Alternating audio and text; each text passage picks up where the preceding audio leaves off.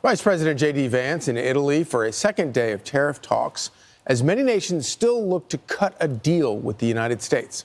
President Trump just spoke with the UK's prime minister, and trade was one of the top issues that they discussed. Former Trump economic advisor and co-author of the Trump Economic Miracle, Stephen Moore, joins us now. Sir, what are your thoughts on all of this and the posturing of some European nations?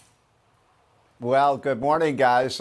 Charlie knows I'm a kind of old-fashioned Milton Friedman free trader, but I got to tell you that what Trump is doing is kind of ingenious. He's really, I'm told by my friends in the White House that the switchboards are literally lit up with every leader trying to get a hold of Donald Trump and cut a deal here. And at the end of the day, if Trump can pull this off, and it looks like it's working, you're going to see, I think, a lot of these countries agreeing to reduce their tariffs on American-made products, which will increase demand and increase jobs. And then what you got going on is this kind of, remember that old game, where you run around the table and you musical chairs? Well, there's always one more person than chairs. And what Trump is saying, you better get in line because you don't want to be the last person standing. And so I'm feeling more and more confident every day that this is going to work. And when it does, because, the stock market has been like, I'm getting motion sickness watching it go up and down and up and down. But I think at the end of the day, we're going to see Trump, we're going to see a big rally in the market as soon as these deals get cut. And I think that's going to be soon. And you really don't want to be the one guy without a seat when the music stops, which is even worse. How do you think, I think one of the things that the White House expects is sort of speculating on is that China is in a much weaker position than I think a lot of people recognize.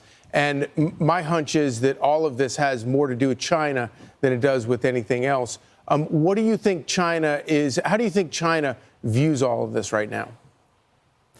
Well, look, China is the real enemy here, and they are a dangerous country. They're building up their military. They're involved in incredibly predatory trade practices that do damage to the United States. And so I think the strategy here, Charlie, is to isolate China, force them, because they're the real bad actor here. And I think at the end of the day, again, you're going to see China. Look, China's economy cannot grow. They would go into a Great Depression if they could not trade with the United States and had access to our $20 trillion consumer market. And so Trump is holding the cards. And finally, we have a president who's using those to force China to act like a civilized country and to level the playing field. I mean, their tariffs are 3 to 4 times higher than ours are. Right. Well, not just level the playing field for among all the different countries in terms of, the tariffs on our stuff and tariffs, no tariffs for their stuff, but also for people. It seems like there's this arrangement where globalists and corporations all benefit from the arrangements that we have for cheap goods from other countries. And they kind of tell us, oh, yeah, aren't you lucky you get all these cheap goods from China? Meanwhile, the middle class, the working class has been thrown out of jobs. All their jobs have been shifted over. So it's also a transfer of wealth, I think, eventually to the working class, right? Well, look, more jobs in the United States is a good thing, and we have the strongest economy in the world. Everybody has to trade with us. I always say we're the alpha male in the world economy, and Trump is very strategically using American power. Finally, we have a president to do this, to say, hey, you're cheating us. What's the term that Trump's used all the time? You're ripping us off, and we're not going to. We're taking the kick me sign off of us, and we're going to start, fighting back on this.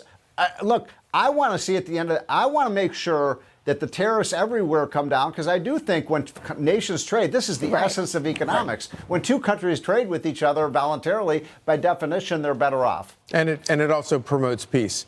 Stephen Moore, thank you for always breaking it down for us so that even those of us who don't get math understand it.